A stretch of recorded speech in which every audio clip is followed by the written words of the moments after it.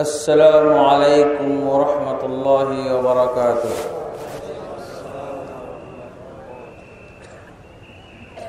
إن الحمد لله نحمده ونستعينه ونستغفره ونعوذ بالله من شرور أنفسنا ومن سيئات أعمالنا.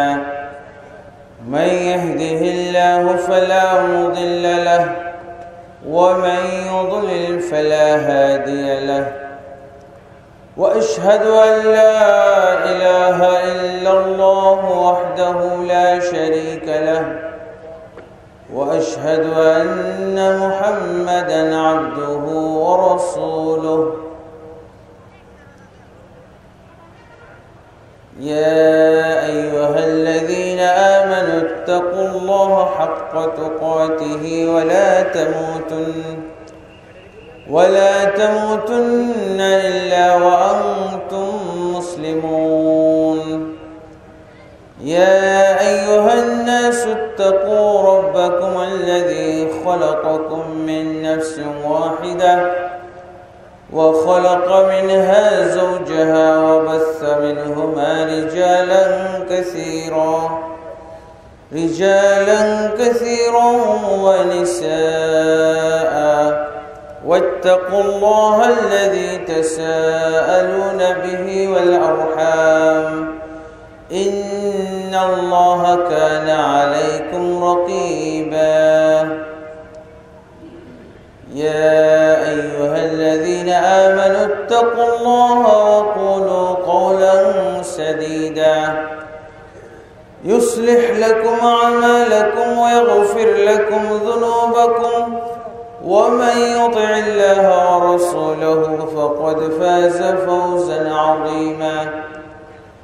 أما بعد، فإن خير الحديث كتاب الله، وخير الهدي هدي محمد صلى الله عليه وسلم، وشر الأمور محدثاتها، وكل محدثة بدعة، وكل بدعة ضلالة، وكل ضلالة في النار. أما بعد، فأعوذ بالله من الشيطان الرجيم.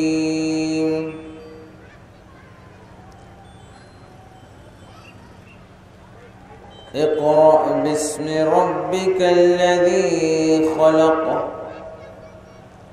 وقال سبحانه: فاعلم أنه لا إله إلا الله واستغفر لذنبك.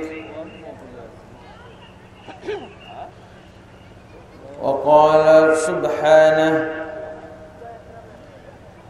إنما يخشى الله من عباده العلماء.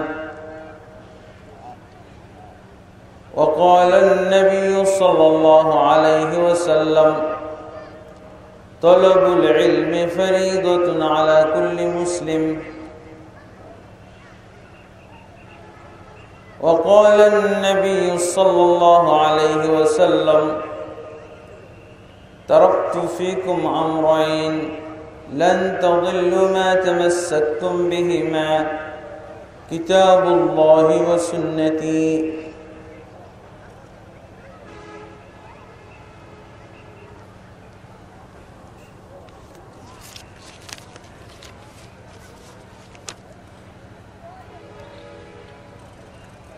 পাঁচদনা মোড় যুব সমাজ ও এলাকাবাসীর উদ্যোগে ইসলামী সম্মেলন 2017 এর সম্মানিত সভাপতি আব্দুর রহিম সালাফি সাহেব এবং 2 দিনব্যাপী সম্মেলনের প্রথম দিনে বক্তৃতার জন্য আমন্ত্রিত উলামায়ে কেরাম এবং অত্র এলাকার বিভিন্ন মসজিদ এবং মাদ্রাসা সংশ্লিষ্ট উলামা, খুতাবা, আইম্মা, আসাতিজায়ে কিরাম এবং এই প্যান্ডেলের নিচে সমবেত আমার প্রাণপ্রিয় মুসলিম ভাই ও বন্ধুগণ, পর্দার আড়ালে মা ও বোনেরা, আপনাদেরকে আবারও আমি তাহিয়াতুল জান্নাহ, জান্নাতি সম্ভাষণ জানাচ্ছি। আসসালামু আলাইকুম ওয়া রাহমাতুল্লাহি ওয়া বারাকাতুহু। সর্বপ্রথম আল্লাহ তাবারক ওয়া তাআলার বারগাহে দোয়া করি, আল্লাহ তাবারক ওয়া তাআলা যেন আমাদেরকে এই মাহফিলের ভিতরে বরকত দান করেন। এই মাহফিলের ওসিলায় যারা আয়োজন করেছেন তাদেরকে জান্নাতের সৌভাগ্যবান করে দেন, আল্লাহুম্মা আমিন। এবং তাদের জন্য জাহান্নামকে হারাম করে দেন, আল্লাহুম্মা আমিন। আর আজকের এই মাহফিলের ওসিলায় আজকে আমরা এই প্যান্ডেলের নিচে যেভাবে একত্রিত হয়েছি, আল্লাহ তাবারক ওয়া তাআলা আমাদের সকলকে যেন জান্নাতে একত্রিত করেন, আল্লাহুম্মা আমিন। এবং এই চেহারাগুলোকে জাহান্নামের আগুনের জন্য হারাম করে দিন, আল্লাহুম্মা আমিন। বন্ধুগণ,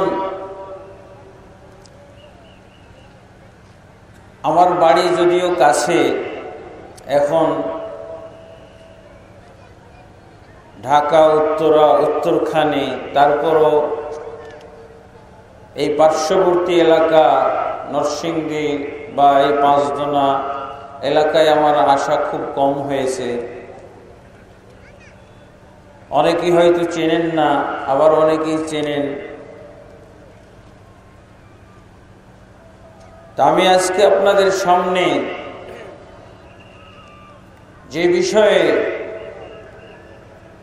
আলোচনা করব মনে করেছি, তার তো কিছুটা ইঙ্গিত আমাদের আজকের সম্মানিত পরিচালক সাহেব তুলে ধরেছেন। এছাড়াও আমাকে ফোনের মাধ্যমে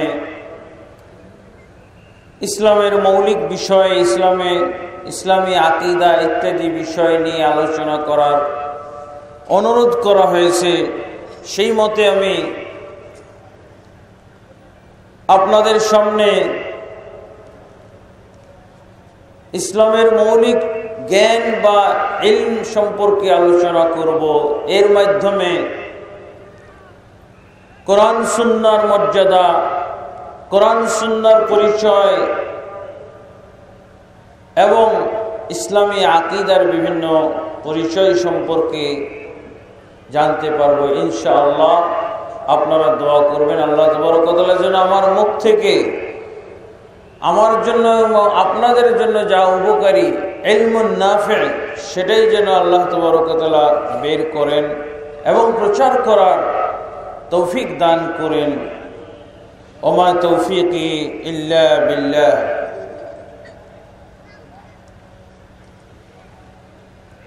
আমরা সকলেই একটা সত্য কথা জানি। সেই সত্য কথাটা কি? যে আল্লাহ তাবারক ওয়া তাআলা আমাদেরকে, শুধু আমাদেরকে নয়,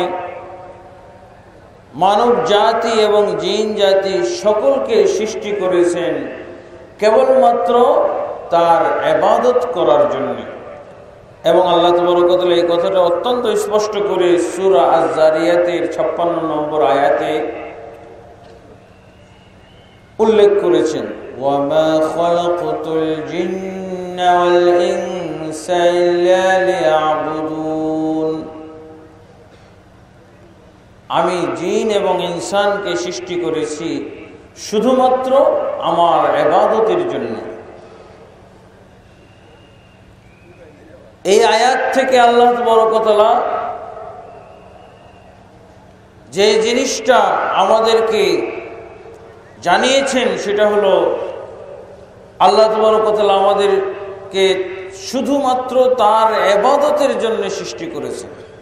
এই কথা শুনলেই কিন্তু আমাদের একটা ব্রেনে প্রশ্ন জাগে যে আল্লাহ শুধু তার জন্যই সৃষ্টি করলেন, আমাদের কি নিজেদের কোনো স্বার্থ নাই, আমাদের কি কোনো প্রয়োজন নাই? এগুলো তো আল্লাহ স্বীকার করলেন না। আল্লাহু আকবার। আল্লাহ তাবারক ওয়া তাআলা তার ইবাদতের জন্য সৃষ্টি করেছেন, আর বান্দার যাবতীয় স্বার্থ, প্রয়োজন মেটানো এবং তার সমস্যার সমাধানের ব্যবস্থা রেখে দিয়েছেন ইবাদতের ভিতরে। এই জিনিসটা আল্লাহ তাবারক ওয়া তাআলা একটা হাদিসে কুদসির ভিতরে বলেছেন, ইয়া ইবনা আদম তাফাররাগ লিইবাদাতি আমলা সাদরাকা গিনান ওয়া সুদ্দ ফাকরাক ওয়া ইল্লা তাফআল আমলা সাদরাকা শুগলান ওয়া লা সুদ্দ ফাকরাক। হে আদম সন্তান, তোমাকে আমি সৃষ্টি করেছি আমার ইবাদতের জন্য, তুমি আমার ইবাদতে মশগুল হয়ে যাও, নিয়োজিত হয়ে যাও। ইবাদতে নিয়োজিত হলে কি হবে? আল্লাহ বলছেন আমলা সাদরাকা গিনান, তোমার অন্তরের ভিতরে যে সমস্ত অভাব অনুভব করো, এই অভাবগুলো আমি পূর্ণ করে দেব। আলহামদুলিল্লাহ। তাহলে ইবাদত ছাড়া আর কিছুর দরকার আছে আমার? ইবাদত, আমি জীবনের যত সমস্যার মধ্যে আছি, আমার যত অভাব রয়েছে, আমার যত ধরনের প্রয়োজন রয়েছে, সব কিছু মেটানোর জন্য, সব সমস্যার সমাধানের জন্য আল্লাহ কি বলছেন? তাফাররাগ লিইবাদাতি আমলা সাদরাকা গিনান, তোমার আমার ইবাদতে যদি তুমি নিয়োজিত হয়ে যাও, তাহলে আমি তোমার প্রয়োজন মিটাইতে নিয়োজিত হয়ে যাব। তুমি আমার ইবাদত করবে, আমি তোমার প্রয়োজন মিটাইতে থাকবো। তোমার যত অভাব আসতে পারে সব অভাব আমি মিটিয়ে দেব। তারপরে কি বলছেন? ওয়া সুদ্দা ফাকরাক, তোমার অভাবের দরজাই বন্ধ করে দেব। আল্লাহু আকবার। আর কি চাই? মানুষ দেখেন যত ব্যস্ত, আর এই যে চুরি ডাকাতি, ছিনতাই, রাহাজানি, দুর্নীতি, এগুলো কেন করে? অভাবের কারণে। আল্লাহ বলছেন ইবাদত করলে অভাব দূর করে দেব। আল্লাহ তাবারক ওয়া তাআলা এইভাবে বান্দার সাথে বিনিময় করতে চেয়েছেন, ইবাদত করো, তোমার প্রয়োজন মিটাবো। আর যদি ইবাদত না করে তাহলে কি হবে? আমলা সাদরাকা শুগলান ওয়া লা সুদ্দ ফাকরাক, তোমার অন্তরের ভিতরে অভাব দিয়ে পরিপূর্ণ করে দেব। আমরা অভাবগুলো কোথায় অনুভব করি? অন্তরে না? আমাদের অন্তরের ভিতরে অনুভব করি। আমলা সাদরাকা শুগলান, তোমার অন্তরের ভিতরে আমি ব্যস্ততা ঢেলে দেব। ব্যস্ত লোক কারা? যারা অভাবী, যাদের বিভিন্ন প্রয়োজনের তাড়নায় তারা ছুটাছুটি করতেছে। তা আল্লাহ কি বলছেন? আমলা সাদরাকা শুগলান, তোমার অন্তরের ভিতরে আমি বিভিন্ন ধরনের অভাব অনটন পরিপূর্ণ করে দেব। ওয়ালা সুদ্দা ফাকরাক, তোমার আমি অভাবের দরজাই বন্ধ করব না, বরং প্রশস্ত করব। এই হাদিস দ্বারা ইবনে কাসির রহমতুল্লাহ আলাইহি সূরা আয-যারিয়াতের 56 নম্বর আয়াতের তাফসীর করেছেন। কত চমৎকার তাফসীর!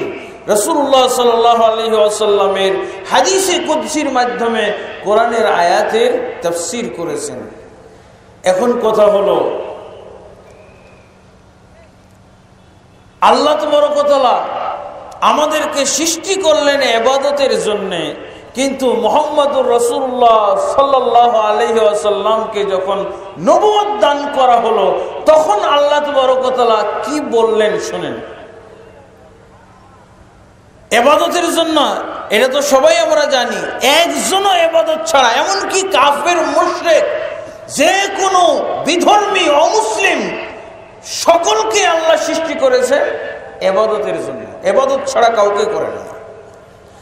কিন্তু আমাদের নবী মুহাম্মদুর রাসূলুল্লাহ সাল্লাল্লাহু আলাইহি ওয়াসাল্লামকে যখন নবুয়ত দান করা হলো, ওয়াহী প্রেরণ করা হলো মুহাম্মদ সাল্লাল্লাহু আলাইহি ওয়াসাল্লামের উপরে, কোথায়? জাবালুন নূর, গারে হেরার ভিতরে যখন নবুয়ত দান করা হলো। জিবরিল আলাইহিস সালাতু ওয়াস সালাম প্রথম ওহী নিয়ে এসেছিলেন। প্রথম ওহীটাকে কি ছিল? প্রথম ওহীটা কি এরকম ছিল? উবুদু লিরাব্বিকাল্লাযী খালাক। হে মুহাম্মদ, তুমি ইবাদত করো তোমার রবের জন্য যিনি সৃষ্টি করেছেন। এরকম ওহী হওয়া দরকার ছিল না? সাল্লি লিরাব্বিকাল্লাযী খালাক, হে মুহাম্মদ তুমি সালাত পড়ো তোমার রবের জন্য যিনি সৃষ্টি করেছেন। এরকম ওহী আসছে। তো ইবাদতের জন্য সৃষ্টি করলেন, ইবাদতের কথা জানাচ্ছেন না কেন আল্লাহ? একটা প্রশ্ন না, বুঝার ব্যাপার। কিন্তু আমিন বিরাব্বিকাল্লাযী খালাক, হে মুহাম্মদ ঈমান আনো তোমার রবের উপরে যিনি সৃষ্টি করেছেন। ঈমান গুরুত্বপূর্ণ কথা না? গুরুত্বপূর্ণ বিষয়, বিরাট ফরজ। কি নাজিল করলেন আল্লাহ? ইকরা বিসমি রাব্বিকাল্লাযী খালাক, পড়ো তোমার রবের নামে যিনি সৃষ্টি করেছেন। পড়তে বললেন, ইবাদত করতে বললেন না, সালাত পড়তে বললেন না, ঈমান আনতেও বললেন না। কি বললেন? পড়ো। আর ঈমানের পূর্বে যে শব্দটা আল্লাহ বলেছেন সেটা কি? সূরা মুহাম্মদের 19 নম্বর আয়াত, ফা'লাম আন্নাহু লা ইলাহা ইল্লাল্লাহ। আমরা লা ইলাহা ইল্লাল্লাহ বলি, হ্যাঁ? আর আল্লাহ কি বলছেন? ফা'লাম আন্নাহু লা ইলাহা ইল্লাল্লাহ।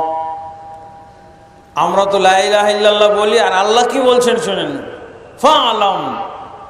লা ইলাহা ইল্লাল্লাহর আগেই আল্লাহ কিছু বলছেন, সেটা কি? ফা'লাম, তুমি জ্ঞান অর্জন করো, শিখো, জানো, অবগত হও।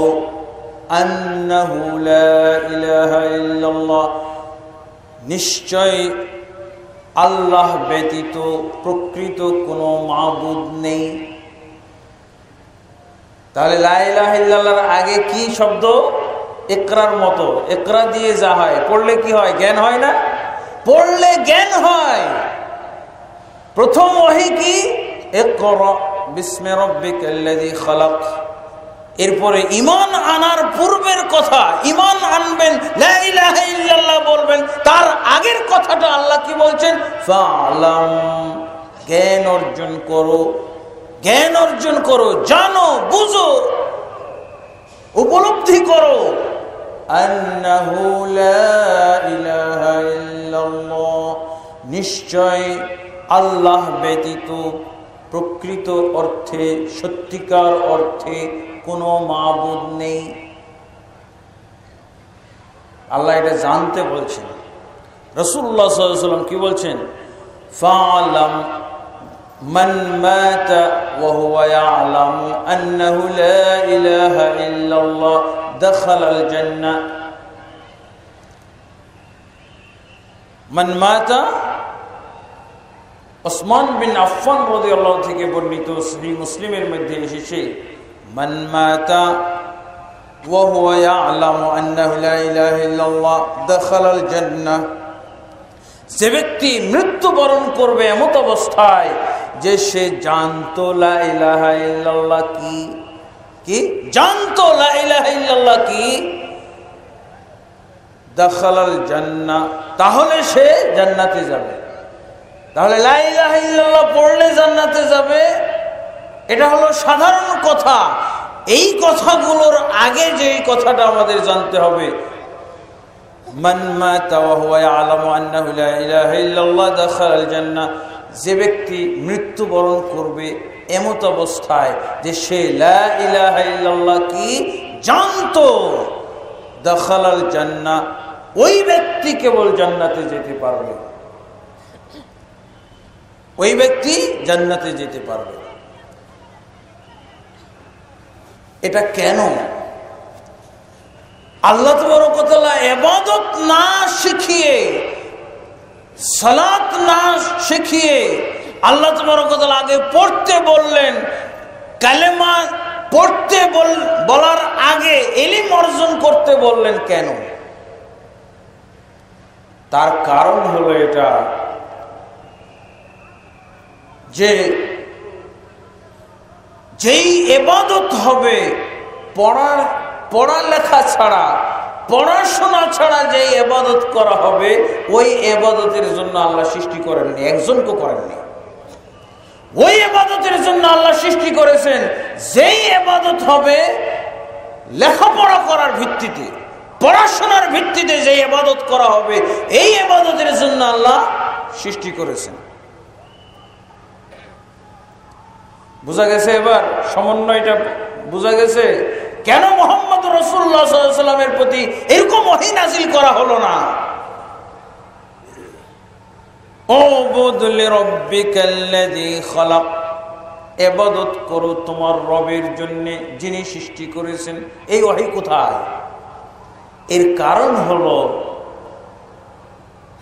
যেই সমাজে আমাদের নবী মুহাম্মদ রাসূলুল্লাহ সাল্লাল্লাহু আলাইহি ওয়াসাল্লামকে প্রেরণ করা হয়েছিল, এই সমাজটা ছিল ইবাদত বিশেষজ্ঞ। কি বিশেষজ্ঞ? ইবাদত বিশেষজ্ঞ একটা সমাজ ছিল। ইবাদতে পটু ছিল এরা, ইবাদতের অভাব ছিল না এই সমাজের ভিতরে, ইবাদতের অভাব ছিল না। এমনকি আমাদের যুগের মুসলমানের চেয়ে ইবাদতকারীদের চেয়েও আমাদের ইবাদত আরো বেশি ছিল, আরো সুন্দর ছিল। বুঝা গেছে? আরো বেশি ছিল বলতে দু একটা নমুনা না বললে বিশ্বাস হবে না। ওই সমাজের লোকেরা, যেই সমাজের লোকদেরকে হেদায়েত করার জন্য মুহাম্মদ সাল্লাল্লাহু আলাইহি ওয়াসাল্লামকে প্রেরণ করা হয়েছিল, এই সমাজের লোকগুলো 100% আলহাজ ছিল। কি ছিল? আলহাজ আবু জাহেল, আলহাজ আবু লাহাব, আলহাজ আবু তালেব, আলহাজ আবু সুফিয়ান, আলহাজ উতবা, আলহাজ শাইবা, আলহাজ ওয়ালিদ বিন মুগীরা, সব আলহাজ। এত আলহাজ এখন হয়েছে? এখনো কয়জন আলহাজ আছে এখানে বলেন তো? সবাই কি আলহাজ? কয়জন পাওয়া যাবে? শতকরা 10 জন হবে। আর 100% আলহাজের সমাজ ছিল। এটা কিসের সমাজ ছিল? আলহাজের সমাজ ছিল, সবাই আলহাজ। তাহলে ইবাদত বিশেষজ্ঞ ওরা না, ইবাদতের প্রাচুর্যতা ছিল, ইবাদতের কোনো অভাবই ছিল না, ইবাদতের অভাব ছিল না। বন্ধুগণ, আল্লাহর রাসূল সাল্লাল্লাহু আলাইহি ওয়াসাল্লাম তাদের অনেক ইবাদত পর্যবেক্ষণ করতেন। সাহাবায়ে কেরাম তাদের, আমরা এই যে কিছুক্ষণ আগে আমাদের এক বক্তা সাহেব সূরা মুলকের আয়াত পাঠ করেছেন, খালাকাল মাউতা ওয়াল হায়াতা লিয়াবলুয়াকুম আইয়ুকুম আহসানু আমালা। হায়াত মউত আল্লাহ সৃষ্টি করেছেন এই জন্য যে তিনি পরীক্ষা করতে চান কে তোমাদের ভিতরে উত্তম আমল করে। ওই সমাজের লোকেরা সুন্দর আমলও করত, কতগুলো আমল এত সুন্দরভাবে করত যে আমাদের সমাজের মুসলমানও এত সুন্দর করে আমল করতে পারে না। এমনকি আল্লাহর রাসূল সাল্লাল্লাহু আলাইহি ওয়াসাল্লামের যুগের সাহাবীরা আবু বকর, ওমর, ওসমান, আলী, সেই সমাজের যারা সাহাবী ছিলেন আল্লাহ রাসূলের সাথে মক্কাতে, তারাও অভিভূত হয়ে যেত এই আবু লাহাব, আবু জাহালদের আমল। কিছু কিছু আমল এত সুন্দরভাবে তারা করত, এই সুন্দর আমল দেখে তারাও অভিভূত হয়ে যেত এবং তারা আল্লাহ রাসূলের কাছে দরখাস্ত করত, ইয়া রাসূলুল্লাহ, আমরাকে ওদের মতো সুন্দর করে আমল করার অনুমতি দেন। তাহলে সুন্দর আমলও করত তারা। আল্লাহ রাসূল সাল্লাল্লাহু আলাইহি ওয়াসাল্লাম তাদের কিছু কিছু ইবাদত দেখতেন, সাহাবায়ে কেরামও দেখতেন। আমরা যে হজের সময় তালবিয়া পাঠ করি, আমাদের তালবিয়ার নিয়ম হলো মসজিদুল হারামে ঢোকার আগেই বন্ধ করে দিতে হবে। কিন্তু সেই যুগে তারা হজ উমরা করার সময় তারাও কিন্তু তালবিয়া পাঠ করত, কিন্তু কাবা ঘর তওয়াফ করার সময়। আমাদের ইসলামের যুগে কিন্তু কাবা ঘর তওয়াফের সময় কোনো তালবিয়া নাই, কিন্তু ওরা তওয়াফের সময়তেই তালবিয়া পাঠ করত। তালবিয়াটা অনেকটা প্রথম অংশটা আমাদের মতোই। কি বলতো তারা? আল্লাহ রাসূল সাল্লাল্লাহু আলাইহি ওয়াসাল্লাম তাদের তওয়াফ দেখতেন, তওয়াফ এবং তাদের তালবিয়াও শুনতেন। সহিহ বুখারীর মধ্যে আছে, তারা তালবিয়া এইভাবে পড়তো, লব্বাইক আল্লাহুম্মা লব্বাইক লব্বাইক লা শারীকা লাক। এই পর্যন্ত মিল, এই পর্যন্ত ইসলামের তালবিয়ার সাথে ওই আবু জাহাল আবু লাহাবদের তালবিয়ার মিল আছে। আল্লাহ রাসূল সাল্লাল্লাহু আলাইহি ওয়াসাল্লাম যখন তাদের মুখ থেকে এই পর্যন্ত শুনতেন তখন বলতেন, কদ কদ কদ, এই জাহেলের দলেরা তোরা এই পর্যন্ত যদি তালবিয়াটা ছেড়ে দিস, এই পর্যন্ত তালবিয়াটা ক্ষান্ত কর, বন্ধ কর, আর তোরা তালবিয়া বাড়াইস না, এই পর্যন্ত শুদ্ধ আছে। কি বলতো? লব্বাইক আল্লাহুম্মা লব্বাইক, আমরা উপস্থিত, আমি উপস্থিত হয়েছি আল্লাহ তোমার দরবারে উপস্থিত, লা শারীকা লাক, তোমার কোনো শরীক নেই, এই পর্যন্ত শুদ্ধ আছে না? আল্লাহ রাসূল সাল্লাল্লাহু আলাইহি ওয়াসাল্লাম বলতেন এই পর্যন্তই তোরা মুখটা বন্ধ করে ফেল, আর সামনের শব্দগুলো বলিস না। কি শব্দগুলো? লব্বাইক লা শারীকা ইল্লা শারীকান হুয়া লাক তামলিকুহু ওয়া মা মালাক। এই হলো ভিন্ন। আমরা কি বলি? লব্বাইক লা শারীকা লাকা ইন্নাল হামদা ওয়ান নি'মাতা লাকা ওয়াল মুলক লা শারীকা লাক। কিন্তু ওরা কি বলতো? অর্ধেকটা আমাদের সাথে মিল, আর বাকি অর্ধেকটা দিয়ে ওই জাহেলি তালবিয়া, জাহেলি তালবিয়া, জাহেলিয়াতের হজ, জাহেলিয়াতের হজ। এর অর্থ কি? হে আল্লাহ তোমার কোনো শরীক নাই, একমাত্র ওই শরীকগুলো ছাড়া যেই শরীকগুলো তুমি তোমার জন্য নির্বাচন করেছো। হ্যাঁ, নাউজুবিল্লাহ। আল্লাহ কোন শরীক পছন্দ করে নাকি? ইল্লা শারীকান হুয়া লাকা তামলিকুহু ওয়া মা মালাক।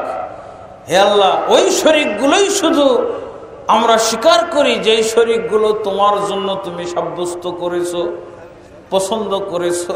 নাউজুবিল্লাহ। তারপরে কি বলছে? তামলিকুহু ওয়া মা মালাক, তবে ওই শরীকগুলো তোমার অধীনস্থ আল্লাহ, এবং ওই শরীকগুলো যা কিছুর মালিক তুমি তার মালিক।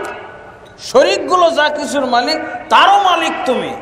মানে আল্লাহকে বড় মানতো, আর বাকি শরীকগুলো ছোট, আল্লাহর চাইতে ছোট।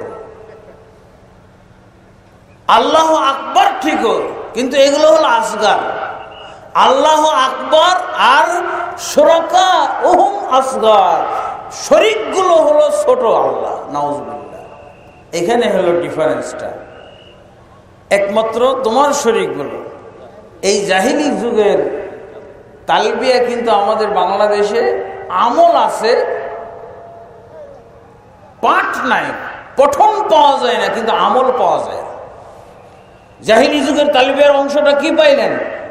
ওই শরীকগুলো ছাড়া যেই শরীকগুলো তুমি তোমার জন্য নির্বাচন করেছো, পছন্দ করেছো।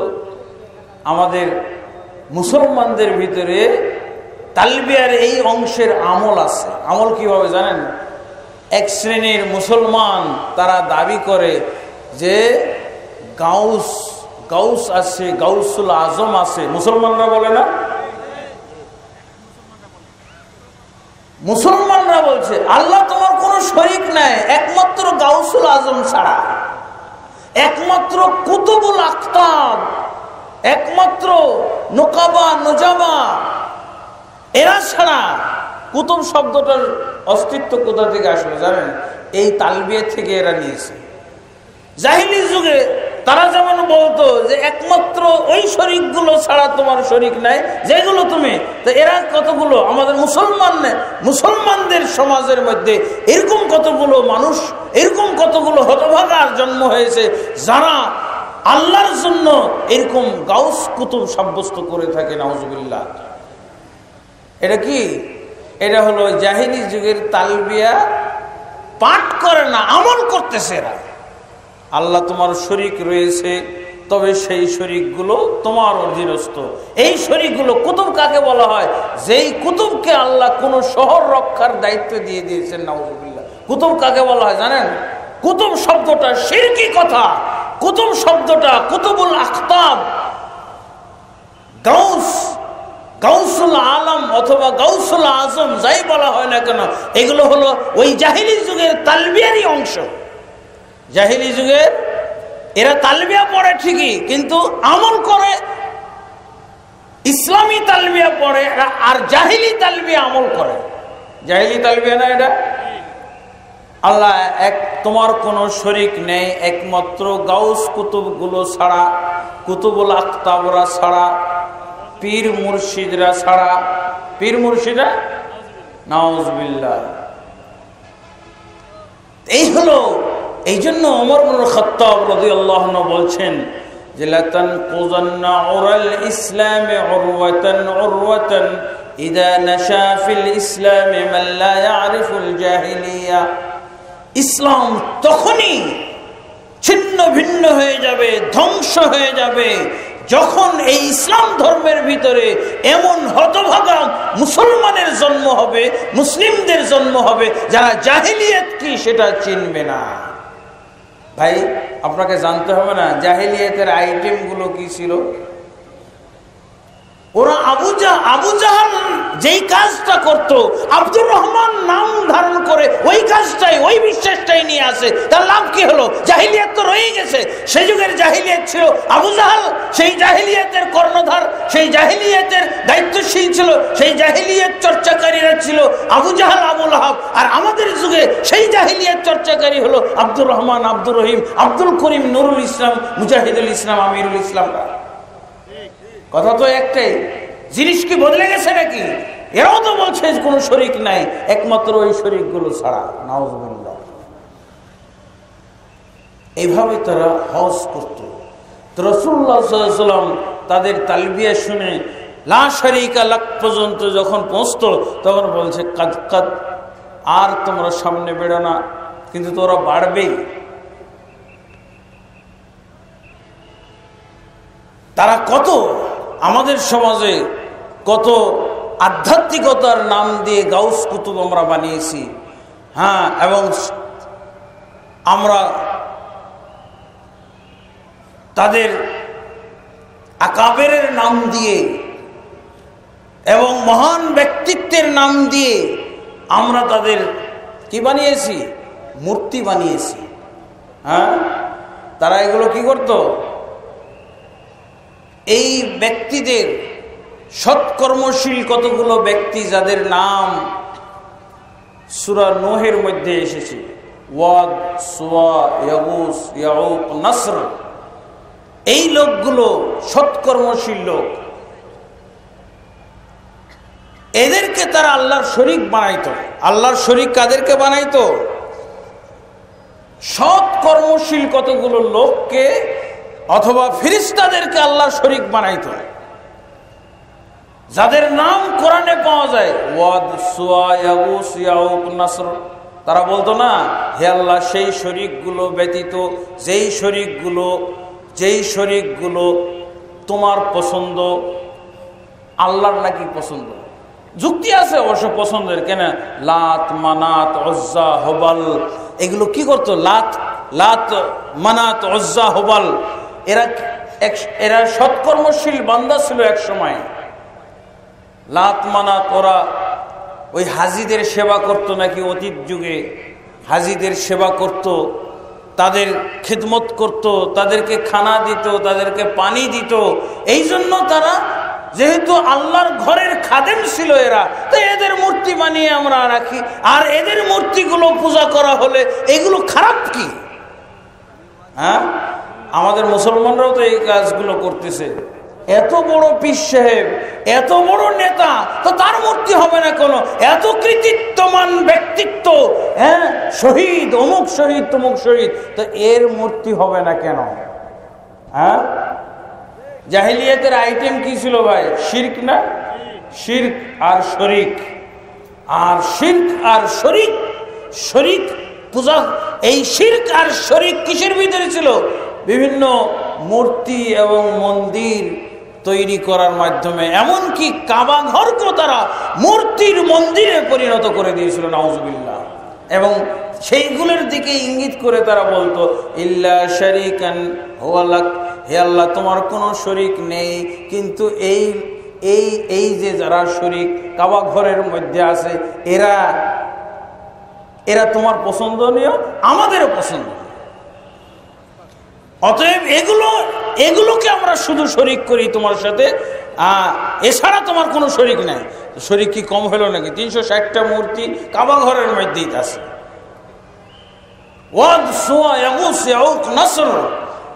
তারা তো আছেই। দেখেন কত সুন্দর তাদের যুক্তি। আরেকটা ইবাদতের কথা বলবো, সেটা কি? অনেকগুলো ইবাদত ছিল, আরেকটা ইবাদত কুরবানি। কুরবানি এত সুন্দর সিস্টেমে তারা কুরবানি দিত। কুরবানি কখন দিত? হজ শেষ করার পর। আমরাও তো এখন যারা হজে যাই, তারা কুরবানি দেয় কখন? হজ শেষ হওয়ার পর 10 তারিখে। তো ওরাও কুরবানি দিত। ওদের কুরবানির ব্যাপারে একটা আয়াত নাজিল হয়েছে, ওটা আমাদের ইসলামী যুগের মুসলমানরা, খতিবরা খুতবার ভিতরে বলে থাকেন, লা ইয়ানালাল্লাহা লুহুমুহা ওয়ালা দিমাউহা ওয়ালাকিন ইয়ানালুহুত তাকওয়া মিনকুম।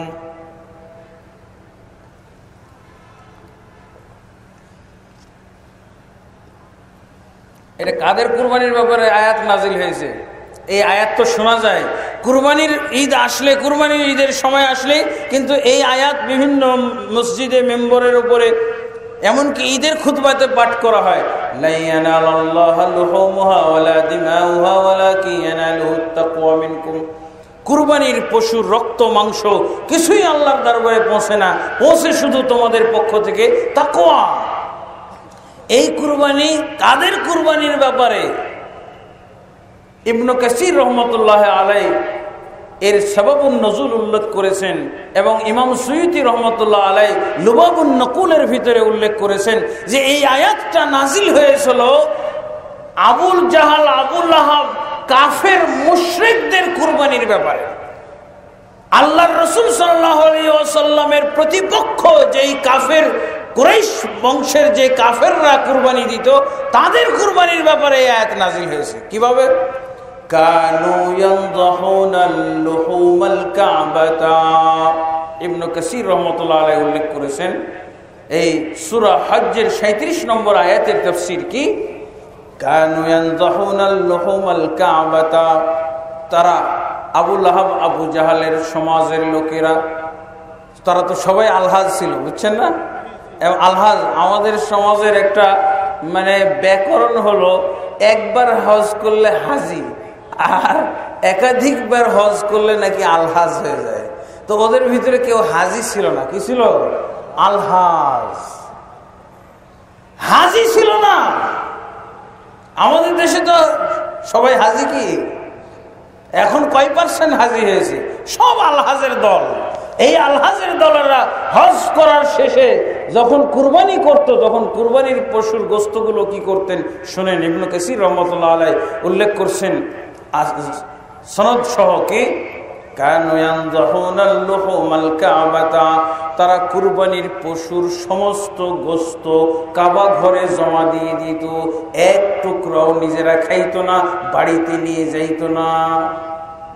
সুন্দর না? আহসান আমালা। কত সুন্দর আমল ছিল এদের। আমলটা কত সুন্দর। এরকম কুরবানি পাওয়া যায় মুসলমানদের ভিতরে? মুসলমানরা কুরবানি যদি দেয়, তাহলে আগে ফ্রিজ ট্রিজ রেডি, তাই না? ডিপ ফ্রিজ, নর্মাল ফ্রিজ সব ধুয়ে মুছে রেডি করা হয়েছে, কি কুরবানি আসতেছে।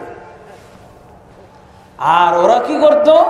তাদের কথা ছিল আল্লাহর জন্য কুরবানি দিলাম, খাবো কেন? এই আমল দেখে সাহাবায়ে কেরাম অভিভূত হয়ে গেলেন। অভিভূত হয়ে যাওয়ার না ব্যাপার না, যারা আমরা কুরবানির গোশত নিজেরা খেয়ে ফেলি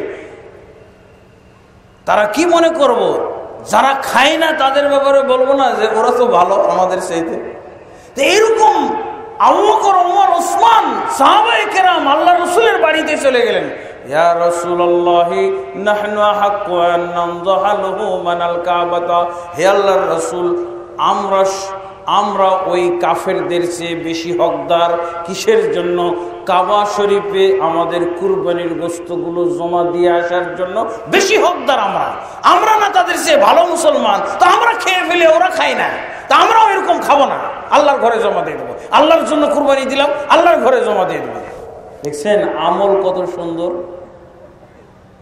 আমল কি দ্বারা সুন্দর হয় জানেন? বেদাত দিয়ে। বেদাত হলো আমলের ডেকোরেশন। বেদাত বোঝা গেছে? বেদাত আসলে এই যুগের আবিষ্কার না, বেদাত জাহিলি যুগের আবিষ্কার। বেদাত দিয়ে আমল সুন্দর করা হয়। দেখছেন সাহাবায়ে কেরামের মতো লোক, সাহাবায়ে কেরামের মতো মানুষরাও, মুসলমানরাও বিভ্রান্ত হয়ে আল্লাহ রাসূলের কাছে চলে গেছে। তো আমাদের দেশের মুফতি মুহাদ্দিসরা বেদাত করবে না তো কি করবে?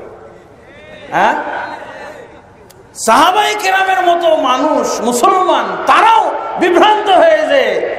কি বলতেছেন? আল্লাহ রাসূলের কাছে যে বলছে, ইয়া রাসূলুল্লাহি নাহনু আহাক্কু আন নানযাহালহু মানাল কাবা, হে আল্লাহর রাসূল, আমরা ওই আবু লাহাব, আবুল জাহালদের চেয়ে বেশি হক রাখি, বেশি আমাদের অধিকার কাবা ঘরে গোশতের সব গোশতগুলো জমা দিয়ে আসার।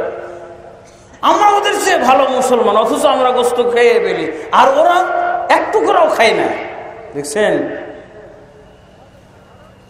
আমল কিভাবে? শিরক কোথা থেকে আসে? শিরক কোথা থেকে? শিরকের আখড়া, শিরকের উৎস যেমন জাহেলি যুগ, জাহেলিয়াতের আইটেম হলো শিরক, ঠিক জাহেলিয়াতের আইটেম হলো বেদাত। বেদাত মানে কি? আমল সুন্দর করা। আমল সুন্দর কিসের ভিত্তিতে করবেন? আপনার মন চাইলে, তাদের মন চাইছিল তাই এরকম আমল করেছে। এক টুকরাও খাবো না, আল্লাহর জন্য কুরবানি দিলাম, খাবো কেন? আর আমাদের যুগের কথা কি? আমার টাকা দিয়ে কুরবানি দিলাম, দিব কেন? হ্যাঁ, আমার টাকায় কুরবানি দিলাম, দিব কেন? আর ওদের কথা ছিল আল্লাহর জন্য কুরবানি দিলাম, খাবো কেন? এই জন্য পুরো গোশত কাবা ঘরে জমা দিয়েছে। বন্ধুগণ, তাহলে এরকম আরো কত কত জাহিলি যুগের লোকেরা গবেষণা করত, গবেষণা করে আমল সুন্দর করত, আমল সুন্দর করত। দেন আর তাদের দলিল একটা ছিল, মজবুত দলিল। কি? বাপদাদা। ওয়াইদা ফাআলু ফাহিশাতান ক্বালু ওয়াজাদনা আলাইহা আবানা ওয়াল্লাহু আমারনা বিহা। যখন তারা ফাহেশা কাজ করত, অশ্লীল কাজ করত, তখন এই অশ্লীল কাজটাকে জায়েজ, বৈধ বলার জন্য তারা রেফারেন্স দিত কিসের? ওয়াজাদনা আলাইহা আবানা, এর উপরে আমরা আমাদের বাপ দাদাদেরকে পেয়েছি। যদি বেশি চাপাচাপি করত তাহলে বলতো ওয়াল্লাহু আমারনা বিহা, আল্লাহ আমাদেরকে এই কাজের আদেশ দিয়েছে। ইবনে কাসিরের মধ্যে পাবেন এই আয়াতের সবাবুন নুজুল। কি করত তারা? কাবা ঘরের তওয়াফ করত উলঙ্গ হয়ে। উলঙ্গ হয়ে তওয়াফ করলে সব বেশি, আমল খাঁটি। উলঙ্গ হয়ে তওয়াফ করলে সব বেশি, কারণ এর মাধ্যমে আমল খাঁটি হয়। আপনি উলঙ্গ হইতে পারবেন? যদি বলা হয় যে উলঙ্গ হইলে আল্লাহ খুশি, আল্লাহ বেশি সন্তুষ্ট হয়, তখন যদি উলঙ্গ হয়ে যান, দেখছেন এটা একটা আকীদা। এটাকে বলা হয় কি? আকীদা, ভ্রান্ত আকীদা। তারা উলঙ্গ হইতো ভ্রান্ত আকীদার কারণে। কেন? তাদের বিশ্বাস ছিল, তারা বলতো যে বাপদাদা 14 পুরুষ এইভাবে উলঙ্গ হয়ে তওয়াফ করেছেন, করতে বলেছেন, করার রেওয়াজ চালু করে গেছেন, আর এটাই আল্লাহর আদেশ। আল্লাহর আদেশ না হলে ওরা করত? আল্লাহর আদেশ ছাড়া ওরা করেছে নাকি? অবশ্যই আল্লাহর আদেশ ছিল। এইভাবে তারা দাবিও করত। আর ওরা কি বলতো? এতে করে আমল খাঁটি হয়। কিভাবে? আপনি যে যদি কাপড় পরে আসেন, এই কাপড়টা হালাল কাপড়, হালাল টাকার কেনা না হারাম টাকার কেনা? চিন্তা করেছেন? একটা বিশাল দর্শন ছিল তাদের। এই কাপড়টা হালাল টাকার কেনা না হারাম টাকার কেনা, এটা তো জানা যায় না। অতএব আল্লাহর পোশাকে তওয়াফ করলে সওয়াব বেশি না? বেদাতের পক্ষে যুক্তি থাকে। বেদাতের পক্ষে কি থাকে? যুক্তি থাকে। দেখছেন, উলঙ্গ হওয়ারও যুক্তি আছে ওদের কাছে। কি বলছে? যে আল্লাহর এই পবিত্র ঘরের তওয়াফ করা হবে অপবিত্র কাপড় পরে? এটা তো হইতে পারে না। মানুষ যে কাপড় বানিয়েছে, মানুষ যে কাপড় বানিয়েছে, মানুষ যে কাপড় কিনেছে, এর হালাল হওয়ার কি নিশ্চয়তা আছে? এ হারামও হইতে পারে।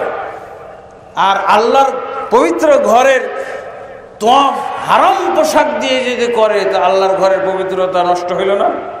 অতএব নিয়ম হলো উলঙ্গ হয়ে তওয়াফ করো, আল্লাহর পোশাক পরে। নাউজুবিল্লাহ। দেখছেন একটা দর্শন, যুক্তি আছে না? তাহলে ইবাদতটা আরো খাঁটি হয়ে গেল না? কত জঘন্য জিনিস যুক্তি দিয়ে খাঁটি করা যায়, ওকে সাব্যস্ত করা যায়। আরেকটা কি বলছে? যারা ওখানে দুইটা নিয়ম ছিল। যারা বহিরাগত হাজি, তারা কাপড় পরে তওয়াফ করা ছিল না, বৈধতা ছিল না। হ্যাঁ, কেবলমাত্র ওই লোকগুলো কাপড় পরে তওয়াফ করতে পারবে যারা হারামবাসীদের কাছ থেকে কোনো কাপড় সংগ্রহ করতে পারবে। হারামবাসী, হারাম এলাকার থেকে, হারাম এলাকার লোকেরা যেই কাপড় দান করেছে, যেমন আবু জাহাল যাদেরকে কাপড় দান করবে, আবু লাহাব যাদেরকে কাপড় দান করবে, এই কাপড়গুলো পরে তওয়াফ করা যাবে। কিন্তু বাইরের থেকে কেউ কাপড় কিনে নিয়ে যাবে, যেমন আমরা নিয়ে যাই, এই কাপড় পরে তওয়াফ করা অ্যালাউ ছিল না। ওরা আইন পাশ করে রেখেছিল, বহিরাগত কোনো হাজি আমাদের দেওয়া কাপড় ছাড়া তওয়াফ করতে পারবে না। আর আমরা যদি তাদেরকে কাপড় না দিতে পারি, তাহলে উলঙ্গ হয়ে তওয়াফ করতে হবে। তো সবাইকে তো দিতে পারতো না। এমনকি তারা কাবা ঘর যখন নির্মাণ করে, তখন একটা শর্ত করেছিল যে কাবা ঘর নির্মাণ করা হচ্ছে, এই কাবা ঘরে কেউ হারাম টাকা দিতে পারবে না, সব হালাল টাকা। কিন্তু হালাল টাকা জমা করে দেখলো যে অল্প, ওদের তো হারাম টাকায় বেশি ছিল, হালাল টাকা তো কম। হালাল টাকা দিয়ে কাবা ঘর নির্মাণ করতে যে আর সংকুলান হলো না, তখন কাবা ঘরের একটা অংশ বাদ দিয়ে দিয়েছে। আজও কাবা ঘর সাক্ষী হয়ে আছে। দেখছেন কাবা ঘরের কত পবিত্রতা, কতভাবে তারা পবিত্রতা রক্ষা করত। কাবা ঘর পুনর্নির্মাণ যখন করেছিল, তখন তারা শুধুমাত্র হালাল টাকা দিয়ে যতটুকু করতে পেরেছিল অতটুকু করেছে, বাকিটুকু রেখে দিয়েছে। আজও কাবা ঘরের উত্তর পাশে একটা অংশ খালি রয়েছে, শুধু বাউন্ডারি রয়েছে, কোনো ঘর নির্মাণ করা হয় না। কেন এটা জানেন? কাবা ঘরের পবিত্রতা রক্ষার জন্য। আল্লাহু আকবার। আর যারা কাপড় পরে তওয়াফ করবে, তাদের জন্য এই উলঙ্গ তওয়াফকারীরা হজ খাঁটি করার একটা ব্যবস্থা। যারা উলঙ্গ হয়ে তওয়াফ করে, এই উলঙ্গ লোকগুলো আবার যারা কাপড় পরার লোক আছে অথবা অন্য উলঙ্গরা আছে, ওদের জন্য আবার হজ খাঁটি করার ব্যবস্থা। কিভাবে? যদি লজ্জাস্থানের দিকে তাকায় তাহলে হজ বাতিল, আর যদি লজ্জাস্থানের দিকে না তাকায় তাহলে হজ কবুল। কঠিন না? আল্লাহ ভালো জানেন। বর্তমান যুগে যে এই নিয়ম থাকতো, তাহলে কয়জনের যে হজ, এমনি তো যারা হজ করে আসি আমরা, কয়জন আসল মুসলমান, কয়জন খাঁটি মুসলমান, সেটাই তো মুশকিল হয়ে যায় নির্ণয় করা। তারপরে এই সিস্টেম যদি জারি থাকতো, তাহলে তো শেষ, হজ আর কারো হইতো না। দেখছেন, হজ খাঁটি করার ব্যবস্থা। যারা লজ্জাস্থানের দিকে তাকাবে না তাদের হজ কবুল, আর যারা তাকাবে তাদের হজ শেষ। কঠিন নিয়ম না, ক্রিটিক্যাল নিয়ম, নিজেদের বানানো। দেখছেন বেদাত, বেদাত কত কঠিন হয়ে থাকে, বেদাত কত ক্রিটিক্যাল হয়ে থাকে। আমি একটা লিফলেট পেলাম, লিফলেটটা নিয়ে এসেছে এক জামাই কুয়েতে। আমি যখন কুয়েতে আমি চাকরি করতাম, ইসলামিক রিসার্চ অফিসার হিসেবে কাজ করতাম। এক নতুন জামাই আমার কাছে একটা লিফলেট নিয়ে আসলো, সেখানে লেখা আছে হক্কানি পীরের তরিকা, হক্কানি পীরের তরিকা। হক্কানি পীরের, ওই জামাইয়ের শ্বশুর হলো হক্কানি পীর, বুঝেছেন? হক্কানি পীরের উনি জামাই, তো হক্কানি পীর হলেন কি করে? এই যে ক্রিটিক্যাল কতগুলো জিনিস উনি বুঝেছেন, আর কেউ বুঝে নাই। কিভাবে? ডিম খাওয়া হারাম। জামাই বলতেছে হুজুর কি বলবো, নতুন জামাইকে সবাই ডিম খাওয়ায়, কিন্তু আমার শ্বশুর বাড়িতে গেলে ডিম পায় না। কেন? ওই যে আমার শ্বশুর হলো হক্কানি পীরের মুরিদ। কিভাবে হক্কানি হলো? ওই যে ডিম খাওয়া হারাম করে দিয়েছেন, এই জন্য হক্কানি। এখানে হক্কানির সাথে সম্পর্ক কি? হক্কানি হলো উনি ডিম খাওয়া হারাম করে দিয়েছেন। ডিম খেলে কি হয়? ডিম হারাম। কেন? যে ডিমটাই তো হলো মুরগি, আর মুরগির মধ্যে তার কতগুলো বর্জ্য, পেশাব পায়খানা, তারপরে তার লোম টোম সব এর মধ্যে আছে না, এগুলো তো হারাম জিনিস। ডিম খেলে এগুলো সব খাওয়া যেতেছে না, এই জন্য উনি ডিম হারাম করে দিয়ে হক্কা নিয়ে গেছে। এগুলো হলো বেদাত। কারা এগুলো শিখেছে? কোথা থেকে? এই আবু জাহল আবু লাহাবদের কাছ থেকে শিখেছে।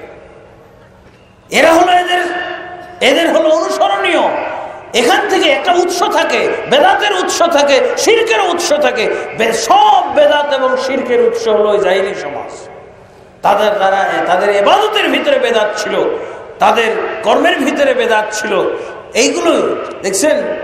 আর একটা কারণ হলো হক্কানি হওয়ার, যে মুহাম্মদ সাল্লাল্লাহু আলাইহি সাল্লাম যখন দাওয়াত দেওয়া শুরু করলেন মক্কাতে, তখন আবু জাহাল নাকি এক মুষ্টি ওই কুচি পাথর হাতে নিয়ে বলছিলেন যে মুহাম্মদ, তোমার প্রতি আমি ঈমান আনব যদি আমার এই হাতের পাথরগুলো তোমাকে সত্য বলে সাক্ষ্য দেয়, এরা যদি ঈমান আনে। তখন আবু জাহালের হাতের এই মুষ্টির মধ্যে যে পাথরগুলো ছিল, এই পাথরগুলো সব লা আশহাদু আল্লা ইলাহা ইল্লাল্লাহ আন্না মুহাম্মাদুর রাসূলুল্লাহ এভাবে শাহাদাত পাঠ করেছিল। আবু জাহাল এই পাথরগুলো রাগ করে ছুঁড়ে ফেলে দিয়েছিল, সেই পাথরগুলো ওই পীর সাহেব কুড়িয়ে নিয়ে এসেছে। এই জন্য উনি হক্কানি। এক হলো ডিম হারাম করা, ডিম হারাম। এই যে এত ক্রিটিক্যাল কারণ কে বের করেছে? ডিমের মধ্যে মুরগির পায়খানা থাকে, লোম থাকে, আর যত কিছু আমরা ফেলে দিই না, ওগুলো তো সবের মধ্যেই আছে। ডিম খেলে এগুলো সব খাওয়া হয়ে যায়, এই জন্য। আর এই হক্কানি পীর আবার কোথায়? কলকাতা, বাংলাদেশ থেকে গাড়ি ভাড়া করে রিজার্ভ করে যাওয়া হয়। নাউজুবিল্লাহ। আর একটা কি, ওই পাথরগুলো উনি কুড়াই নিয়ে আসছেন 1400 বছর পরে। ওই পাথরগুলো, তার মানে কি, ওই পাথরগুলো অবশ্যই ডেকেছে পীর সাহেবকে, হক্কানি পীরকে, কলকাতার হক্কানি পীরকে অবশ্যই এই পাথরগুলো ডেকেছে যে পীর সাহেব আসুন, আমরা অমুক অমুক জায়গায় এভাবে পড়ে আসি, আমরা আস্তানায় যেতে চাই। পাথরগুলো যেন মুরিদ হয়ে গেছে। নাউজুবিল্লাহ। হক্কানি পীর, দেখছেন কি ধরনের ক্রিটিক্যাল জিনিস। তো বন্ধুগণ, এরা ওই কাবাঘর নির্মাণ করেছিল, তাও কোনো হারাম টাকা গ্রহণ করে নেয়, একবারে খাঁটি হালাল টাকা দিয়ে তারা কাবাঘর নির্মাণ করেছিল। অথচ আল্লাহ তাবারক ওয়া তাআলা তাদের কাবাঘর নির্মাণ সম্পর্কে কি মন্তব্য করেছেন সূরা তাওবার 18 নম্বর আয়াতে পাওয়া যায়। মা কানা লিল মুশরিকিনা ইয়ামুরু মাসাজিদাল্লাহ, মুশরিকদের জন্য উচিত হয় নাই আল্লাহর জন্য মসজিদ নির্মাণ করা। মুশরিকদের জন্য উচিত হয় নাই আল্লাহর জন্য মসজিদ নির্মাণ করা। শাহিদিনা আলা আনফুসিহিম বিল কুফর, তারা যে মসজিদ নির্মাণ করেছিল সেই মসজিদের ব্যাপারে আল্লাহ প্রতিক্রিয়া জানিয়ে দিয়েছেন সূরা তাওবার 18 নম্বর আয়াতে। কাফের মুশরিকরা, তারা কাফের মুশরিক ছিল কিন্তু তারা ইবাদত বিশেষজ্ঞ ছিল, তারা সালাতও পড়তো, নামাজ পড়তো। মসজিদের দরকার কি? মসজিদুল হারামে তো বাড়তি আরো কাজ হয়, শুধু নামাজ হয় নাকি? হজ উমরার কথা তো গেলই, কিন্তু তারা নামাজও পড়তো। এই জন্য তারা মসজিদ নির্মাণ করেছিল। আল্লাহ এই মসজিদ নির্মাণকে নিষেধ করে দিয়েছেন, মুশরিকরা কখনো মসজিদ নির্মাণ করতে পারবে না। তাহলে মুশরিক হলে মসজিদ নির্মাণ করা যাবে না, এটা আল্লাহ তাবারক ওয়া তাআলার নির্দেশ। এটা সূরা তাওবার 18 নম্বর আয়াতে আল্লাহ নাজিল করে দিয়েছেন, মা কানা লিল মুশরিকিনা। এত সুন্দর নিয়ম বেঁধে দিয়ে তারা মসজিদ নির্মাণ করলো, একটি হারাম টাকাও লাগাই নাই, অথচ আল্লাহ তাবারক ওয়া তাআলা এদের মসজিদকে পছন্দ করে নাই। কি বলছেন? মা কানা লিল মুশরিকিনা ইয়ামুরু মাসাজিদাল্লাহ, মুশরিকদের জন্য উচিত হয় নাই আল্লাহর জন্য মসজিদ নির্মাণ করা। শাহিদিনা আলা আনফুসিহিম বিল কুফর, তাদের নিজেদের প্রতি কুফরির সাক্ষ্য বহন করা অবস্থায়। উলাইকা হাবিতাত আমালুহুম, তারা যে আমল করেছে, মসজিদুল হারাম নির্মাণ করেছে, কাবা ঘর নির্মাণ করেছে, হাবিতাত আমালুহুম, এই সুন্দর আমল তাদের নষ্ট, ভ্রষ্ট, ধ্বংস। ওয়াফিন নারি হুম খালিদুন, এরা হলো জাহান্নামের আগুনের চিরন্তন অধিবাসী। অথচ আমাদের নবী মুহাম্মদ রাসূলুল্লাহ কি বলেছেন? জান্নাত নিশ্চিত যে ব্যক্তি আল্লাহর জন্য, আল্লাহর সন্তুষ্টির জন্য একটি মসজিদ নির্মাণ করবে, আল্লাহ তাবারক ওয়া তাআলা তার জন্য জান্নাতে বালাখানা নির্মাণ করবেন। অথচ তারা পৃথিবীর সর্বশ্রেষ্ঠ মসজিদ নির্মাণ করার পর কি পেল পুরস্কার? হাবিতাত আমালুহুম ওয়া ফিন নারি হুম খালিদুন, তাদের আমল ধ্বংস এবং জাহান্নামের চিরন্তন অধিবাসী, এই সার্টিফিকেট তারা পেল। মসজিদ নির্মাণ করে মুসলমান পাবে জান্নাত, আর আল্লাহ তাবারক ওয়া তাআলা মসজিদুল হারাম নির্মাণকারীদেরকে ঘোষণা দিলেন জাহান্নামের চিরন্তন অধিবাসী। কারণটা কি? এই কারণগুলো আমাদেরকে জানতে হবে। এবং ওমর ইবনুল খাত্তাব রাদিয়াল্লাহু আনহু এটাই বুঝাইতে চেয়েছেন যে মুসলমানদেরকে সব সময় তার সামনে জাহেলিয়াতকে রাখতে হবে। জাহেলিয়াত উৎখাত করে ইসলামের জন্ম, ইসলাম জায়গা করে নিয়েছে জাহেলিয়াতকে উৎখাত করে। আমরা যদি জাহেলিয়াত না চিনি তাহলে আবার জাহেলিয়াত আমাদের সমাজকে দখল করবে। বাস্তবে তাই হয়ে গেছে। মিলান আপনি? আল্লাহ বলছেন মুশরিক হলে তার জন্য মসজিদ নির্মাণ করা হারাম, নিষিদ্ধ। আজকাল মসজিদ নির্মাণ করে যারা, কারা? মুশরিকরাই। একই লোক মসজিদ নির্মাণ করতে, মূর্তিও নির্মাণ করতেছে, মন্দিরও নির্মাণ করতেছে, আবার মসজিদও নির্মাণ করতেছে। ওই জাহিলি যুগের লোকগুলো ফিরে এসেছে না? অথচ তারা কি এরকম বাইতুল মুকাররমের মসজিদ নির্মাণ করেছিল? মসজিদুল হারাম নির্মাণ করেছিল। কিন্তু মুশরিক হওয়ার কারণে আল্লাহ নিষেধাজ্ঞা আরোপ করে দিয়েছে, মুশরিক হলে মসজিদ নির্মাণ করতে পারবে না। যারা মুশরিক শুধু তারা কি করবে? মন্দির এবং মসজিদ মূর্তি নির্মাণ করবে। আর মুসলিম দুইটা করতে পারবে না, একটা করবে, শুধু মসজিদ নির্মাণ করবে। পরের আয়াতে আল্লাহ বলে দিয়েছেন ইন্নামা ইয়ামুরু মাসাজিদাল্লাহি মান আমানা বিল্লাহ, শুধুমাত্র ইন্নামা মানে শুধুমাত্র মসজিদ নির্মাণ করবে তারা যারা আল্লাহর প্রতি ঈমান এনেছে, পরকালের প্রতি ঈমান এনেছে। তারপর কি?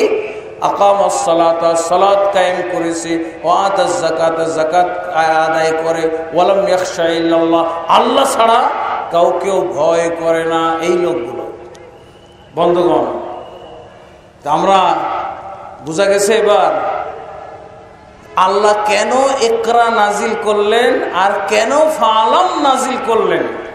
ঈমান আনার আগে ইলম অর্জন করতে আল্লাহ বলছেন, লা ইলাহা ইল্লাল্লাহ বলার আগে ইলম অর্জন আল্লাহ করতে বলছেন, ইবাদত করার আগে ইকরা বলছেন, পড়ো। কেন বলছেন? আমরা কি পড়বো বলেন তো? ইলম অর্জন কিসের ইলম অর্জন করব?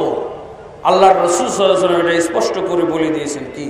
তারাকতু ফীকুম আমরাইন লান তাযিল্লু মা তামাসসাকতুম বিহিমা, ইলম অর্জন আমরা কোথা থেকে করব বলেন তো?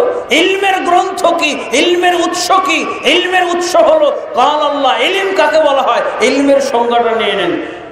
মা কাল আল্লাহ কাল রাসূলুল্লাহ, আল্লাহ বলেছেন, রাসূল বলেছেন, এই রেফারেন্সে যা পাওয়া যাবে এইটা হলো ইলম। আল্লাহ বলেছেন, রাসূল বলেছেন, এইটা হলো ইলম।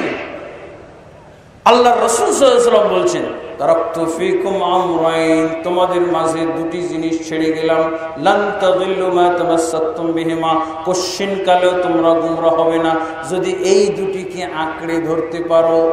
আঁকড়ে ধরে থাকলে কোশ্চিন কালেও গোমরা হবে না।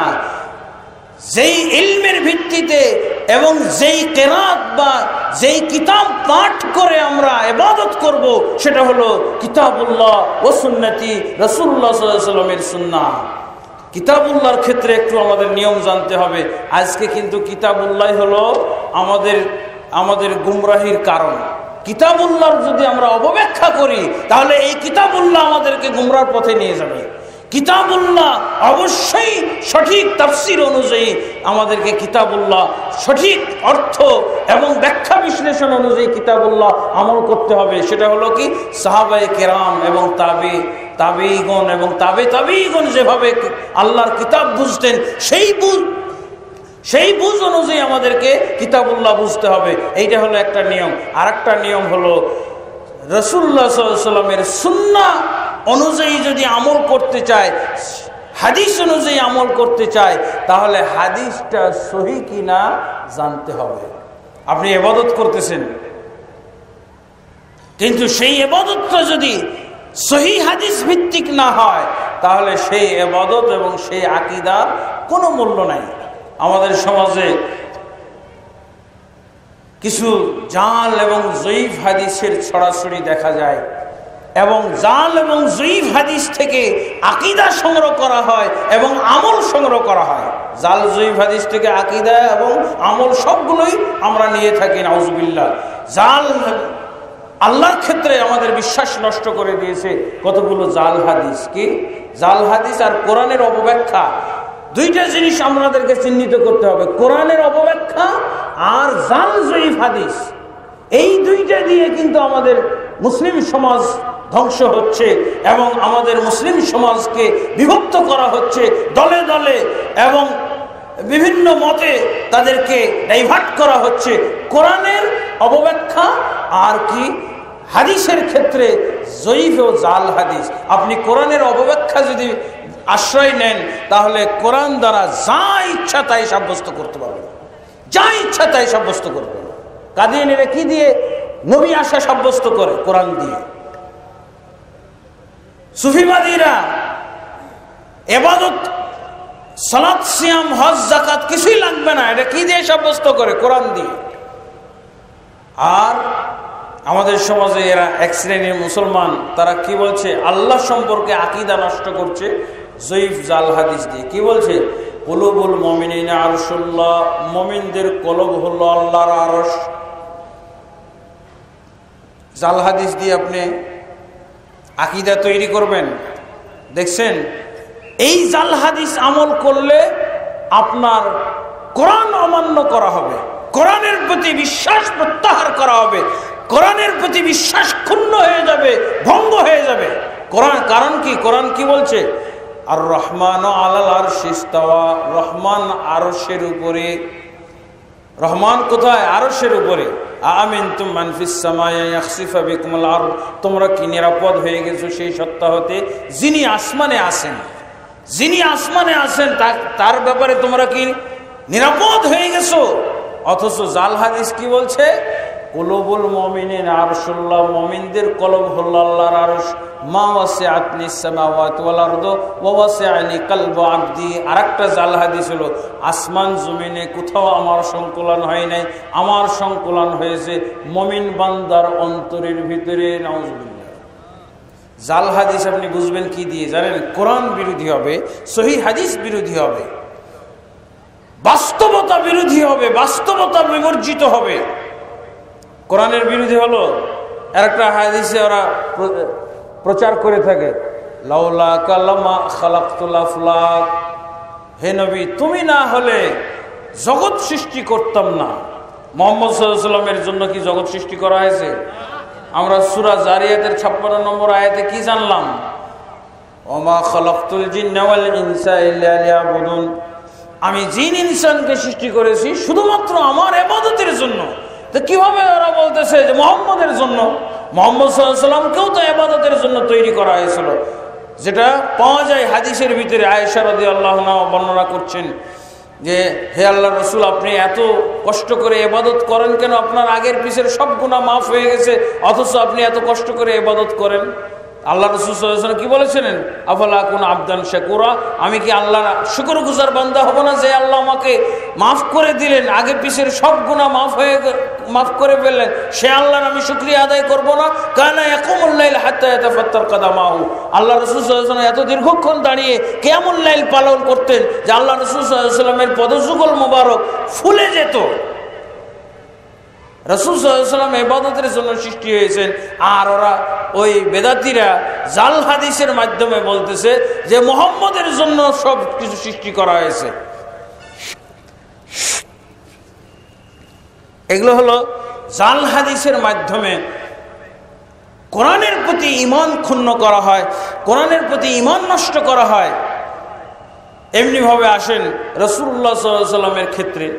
রাসূলুল্লাহ সাল্লাল্লাহু আলাইহি ওয়াসাল্লাম সম্পর্কে আল্লাহ বলছেন কোরআনে সূরা কাহাফের মধ্যে, ইন্নামা আনা বাশার কুল ইন্নামা আনা বাশারুম মিসলুকুম ইউহা ইলাইয়া, হে রাসূল আপনি বলে দিন আমি তোমাদের মতো মানুষ, ইউহা ইলাইয়া, কিন্তু আমার কাছে ওয়াহী প্রেরণ করা হয়। এই হলো পার্থক্য। আর এরা কি বলছে? মুহাম্মদ সাল্লাল্লাহু আলাইহি ওয়াসাল্লাম নূরের তৈরি নাকি? মুহাম্মদ সাল্লাল্লাহু আলাইহি ওয়াসাল্লাম নূরের তৈরি। আউয়াল মা খালাকাল্লাহু নূরি, একটা জাল হাদিস। সর্বপ্রথম আল্লাহ যা সৃষ্টি করেছেন সেটা হলো আমার নূর। আউয়াল মা খালাকাল্লাহু নূরান নাবিয়্যিকা ইয়া জাবির। এগুলো সরাসরি কোরআন বিরোধী না, আর কিচ্ছু লাগবে না, কোনো আপনার বর্ণনারই দরকার নাই, কোনো বর্ণনারই দরকার নাই, সরাসরি কোরআন বিরোধী কথা। আল্লাহ বলছেন কুল ইন্নামা আনা বাশারুম মিসলুকুম।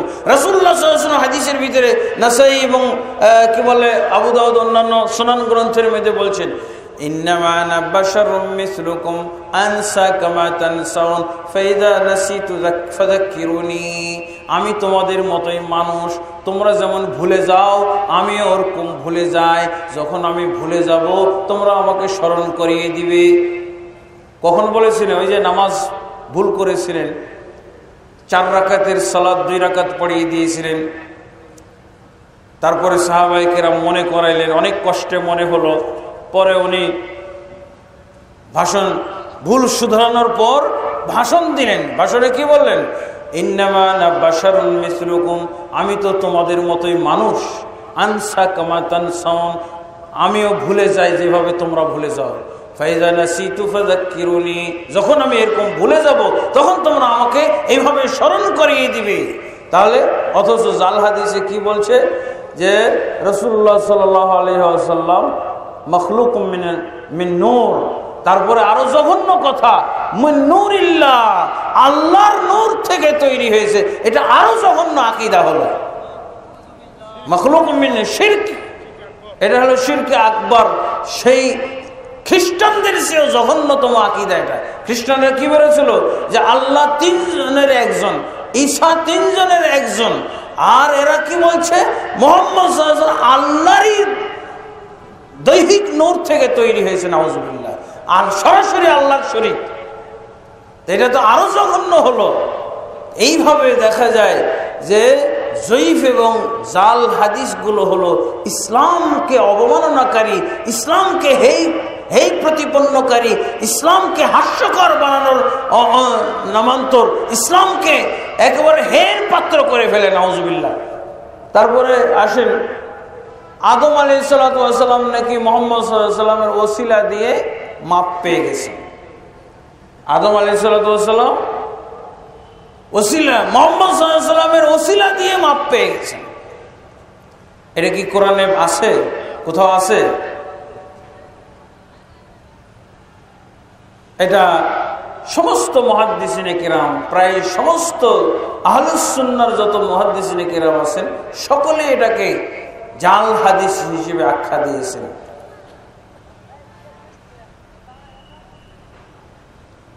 অথচ আমরা এটাই প্রচার করে থাকি। আর শিয়ারা বলে থাকে পাঞ্জাতনের ওসিলা দিয়েছে। আমাদের দেশের বেদাতীরা বলে যে শুধু মুহাম্মদের ওসিলা দিয়েছিলেন, আর শিয়ারা বলে 5 জনের ওসিলা নাকি একসাথে দিয়েছিল। 5 জনের ওসিলা কি? মুহাম্মদ, আলী, ফাতেমা, হাসান, হোসেন। পাক পাঞ্জাতন আমরা বলি না একটা কথা, এটা এই পরিভাষাটা হলো শিয়াদের পরিভাষা। পাক পাঞ্জাতনের ওসিলা দিয়ে আদম আলাইহিস সালাম ক্ষমা পেয়ে গেছিলেন। এই দুটোই বাতিল কথা, দুটোই হলো বাতিল হাদিস, জাল হাদিসের কথা। এটা জাল হাদিসের জন্য আর বেশি পরিশ্রমের আপনার দরকার নাই। কি আল্লাহ তাবারক ওয়া তাআলা কোরআনে যা বলেছেন এর সরাসরি বিরোধী, এতটুকুই যথেষ্ট। ফাতালাক্কা আদম মির রাব্বিহি কালিমাতিন ফাতাবা আলাইহি ইন্নাহু হুয়াত তাওয়াবুর রহিম। যখন আদম আলাইহিস সালাম ভুল করে বসলেন, তখন আল্লাহ তাবারক ওয়া তাআলা আদমকে কিছু বাণী শিক্ষা দিলেন। আদম আলাইহিস সালাম আল্লাহর কাছ থেকে কিছু বাণী শিখলেন এবং সেই বাণীগুলোর ভিত্তিতে আল্লাহ তাবারক ওয়া তাআলা তাকে ক্ষমা করলেন। আর সেই বাণীগুলো আল্লাহ সূরা আরাফের মধ্যে প্রসিদ্ধ একটা দোয়া হিসেবে নাজিল করেছেন, প্রসিদ্ধ দোয়া। এবং সেই দোয়ার শুরুতে কি আছে? কালা, তারা দুজনে বলেছিল। কালা কালা মুসান্নার সেগা, তাসনিয়ার সেগা। তারা দুজনে বলেছিল রব্বানা যালামনা আনফুসানা ওয়া ইল্লাম তাগফির লানা ওয়া তারহামনা লানাকুনান্না মিনাল খাসিরিন। তারা দুজন মিলে বলেছিল, হে আল্লাহ, হে আমাদের রব, যালামনা আনফুসানা, আমরা আমাদের আত্মার উপরে জুলুম করেছি। ওয়া ইল্লাম তাগফির লানা ওয়া তারহামনা, যদি আমাদেরকে ক্ষমা না করো, আমাদের প্রতি রহম না করো, তাহলে আমরা ক্ষতিগ্রস্তদের অন্তর্ভুক্ত হয়ে যাব। এই সেই দোয়া, যেই দোয়ার বিনিময়ে, যেই দোয়ার ওসিলায় আল্লাহ তাবারক ওয়া তাআলা তাদেরকে ক্ষমা করেছিলেন। অথচ এখানে কি বলা হচ্ছে? মুহাম্মদ সাল্লাল্লাহু আলাইহি ওয়াসাল্লামের নামের ওসিলায় নাকি তারা দুজন ক্ষমা পেয়েছিলেন। সরাসরি কোরআন বিরোধী, সরাসরি কোরআন বিরোধী, নাউজুবিল্লাহ। এই জাল জয়ীফ হাদিস যে ইসলামের জন্য কত বিপর্যয় নিয়ে এসেছে, এই জাল জয়ীফ হাদিসের কারণে মুসলমান সমাজ আজকে ঐক্যবদ্ধ হইতে পারতেছে না। যে যেই দিকে যাচ্ছে সে সেই দিকেই হাদিস পেয়ে যাচ্ছে। এই জন্য দেখবেন ইসলামের যে কোনো বিষয়ে, সালাতের ব্যাপারে দেখবেন এক একটা বিষয়ে একাধিক হাদিস। আপনি রফুল ইয়াদাইন করবেন, এরও হাদিস আছে। রফুল ইয়াদাইন করবেন না, তারও হাদিস আছে। আপনি জোরে আমিন বলবেন, তারও হাদিস আছে। আস্তে আমিন বলবেন, তারও হাদিস আসবে। আপনি বুকে হাত বাঁধবেন, তারও হাদিস আছে। আর নাভির নিচে হাত বাঁধবেন, তারও হাদিস আছে। পিঠের উপরে হাত বাঁধবেন, তারও হাদিস আছে। সব আছে। এই হলে এই জন্য রাসূলুল্লাহ সাল্লাল্লাহু আলাইহি সাল্লাম আমাদেরকে সতর্ক করে দিয়েছেন, ইত্তাকুল হাদিস আন্নী, আমার থেকে হাদিস বর্ণনা করতে যে তোমরা সাবধান হও। মান হাদাসা আন্নী বিহাদিসিন ইউরা আন্নাহু কাযিব ফাহুয়া আহাদুল কাযিবিন অথবা কাযিবাইন। যে ব্যক্তি আমার থেকে হাদিস বর্ণনা করতে যে এরকম মনে করবে যে এটা মিথ্যা হতে পারে, তারপরে যদি বর্ণনা করে তাহলে ওই বর্ণনাকারীও মিথ্যাবাদী। তারপরে রাসূলুল্লাহ সাল্লাল্লাহু আলাইহি ওয়াসাল্লাম আরো কি বলছেন? মান কাযাবা আলাইয়া মুতাআম্মিদান ফালইয়াতাবাওয়া মাকআদাহু মিনান নার। যে ব্যক্তি আমার নামে মিথ্যা হাদিস রটনা করবে সেজন্য দুনিয়াতে জাহান্নামে তার জায়গা বরাদ্দ করে ফেলল, নাউজুবিল্লাহ। এই কারণে আমাদেরকে জাল এবং জয়ীফ হাদিস থেকে বেঁচে থাকতে হবে, নাউজুবিল্লাহ। আমাদের মুসলমান নামধারী একটা বিরাট অংশ আজকে জাল জয়ীফ হাদিসের কারণে মুসলমানদের থেকে সম্পূর্ণ আলাদা হয়ে গেছে। তারা কারা জানেন? শিয়া, রাফেজি। বিশাল একটা জগৎ, কোটি কোটি তাদের সংখ্যা, তাদের একটা রাষ্ট্র হয়ে গেছে। ইসলামী প্রজাতন্ত্রী ইরান বলে থাকে, কিন্তু ওরা কত জঘন্য। ওদের পুরাটাই এই শিয়া এবং রাফেজিদের ভিত্তি হলো শুধুমাত্র জাল এবং জয়ীফ হাদিস। একটিও তাদের ভাগ্যে সহিহ হাদিস মেলে নাই, সব তারা নিজেরাই বানিয়ে নিয়েছে। সহিহ বুখারী তারা মানে না, সহিহ মুসলিম, আবু দাউদ, তিরমিজি, নাসাই, ইবনে মাজাহ, মুসনাদ আহমদ, মুসনাদ সুনানুদ দারিমি, দারাকুতনি, কোন হাদিস গ্রন্থ আহলুস সুন্নাত ওয়াল জামাতের একটিও হাদিস গ্রন্থ তারা মানে না।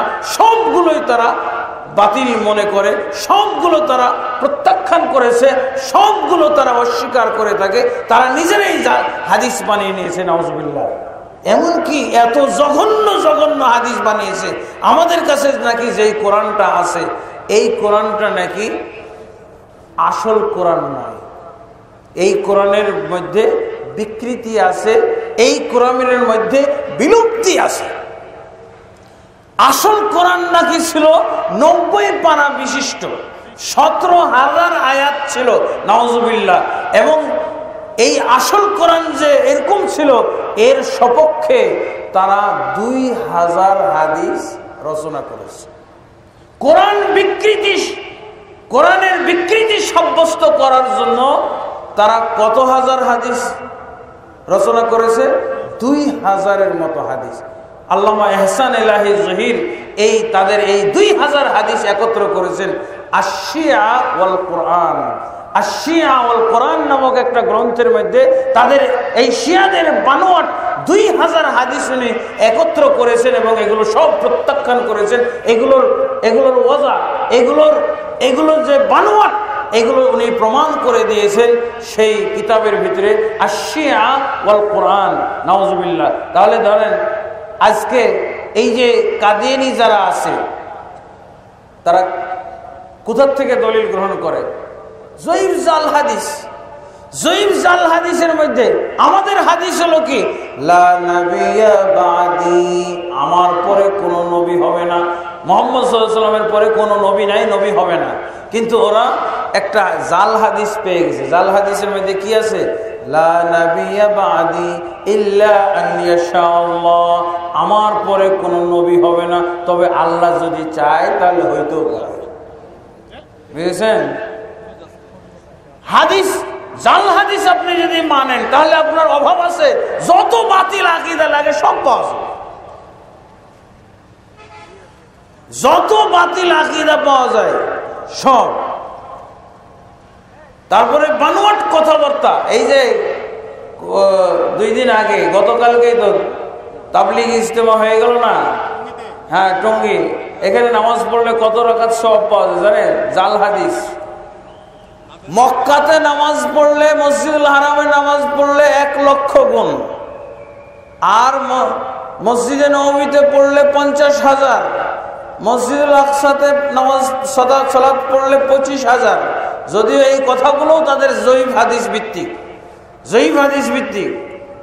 সহিহ হাদিসে মসজিদে নববীতে পড়লে 1000, আর মসজিদুল আকসায় 500, আবার কোন কোন বর্ণনা আছে 250 পর্যন্ত। অথচ তারা বলতেছে যে এই হলো মসজিদুল হারাম আর মসজিদে নববী আর মসজিদুল আকসার নামাজের সালাতের ফজিলতের দৌড়। কিন্তু টঙ্গীর মাঠে কেউ যদি একটা সালাত পড়ে, 1 রাকাত সালাত পড়ে, তাহলে 49 কোটি সালাতের সওয়াব পাওয়া যায়। তাহলে এটা হলো জাল হাদিস, এটা হলো জাল হাদিস, টঙ্গী মাঠের বানানো হাদিস। দাওয়াতে তাবলীগ নামক ওরা কিতাবও লিখে দিয়েছে। দাওয়াতে তাবলীগ নামক একটা গ্রন্থ, আশরাফ আলী তালেবী নামক এক তাবলীগ জামাতের নির্ভরযোগ্য, তাবলীগ জামাতের নির্ভরযোগ্য, আমাদের নিকটে না, সহিহ আকীদাওয়ালাদের নিকটে নির্ভরযোগ্য না, তাবলীগ জামাতের নিকটে নির্ভরযোগ্য একজন আলেম আশরাফ আলী তালেবী, উনি দাওয়াতে তাবলীগ নামক কিতাবের 80 পৃষ্ঠায় এই দাবি করেছেন যে মক্কার মসজিদে 1 লক্ষ, মসজিদে নববীতে 50,000, আর মসজিদুল আকসাতে 25,000, কিন্তু টঙ্গীর মাঠে নামাজ যারা পড়বে তারা পাবে 49 কোটি। নাউজুবিল্লাহ।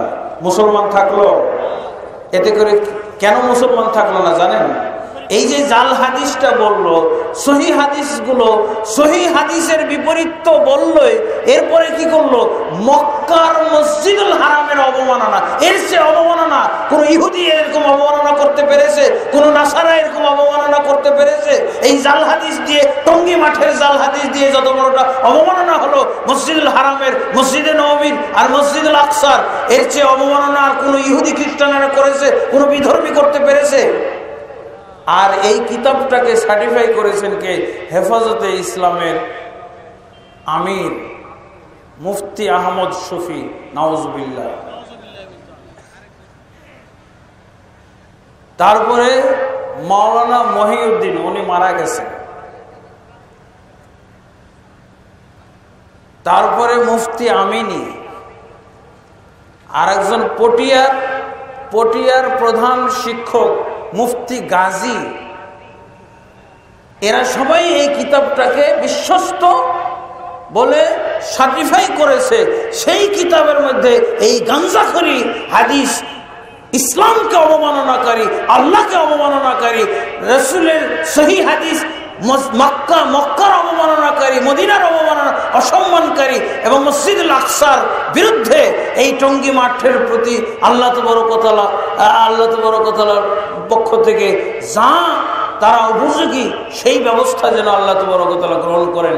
এই টঙ্গী মাঠ থেকে যেন মুসলমানদেরকে নাজাত দান করেন, আল্লাহুম্মা আমিন। কারণ ইসলামের অবমাননার আর কোনো শেষ থাকলো না। অবমাননার শেষ থাকলো? বলেন নাউজুবিল্লাহ।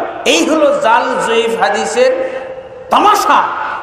কতগুলো বেদাতীদেরকে এই জাল জয়ীফ হাদিস কিভাবে তামাশার মধ্যে ফেলে দিয়েছে আল্লাহ, এবং মুসলমানদের জন্য একটা হাস্যকর অবস্থা তৈরি করেছে।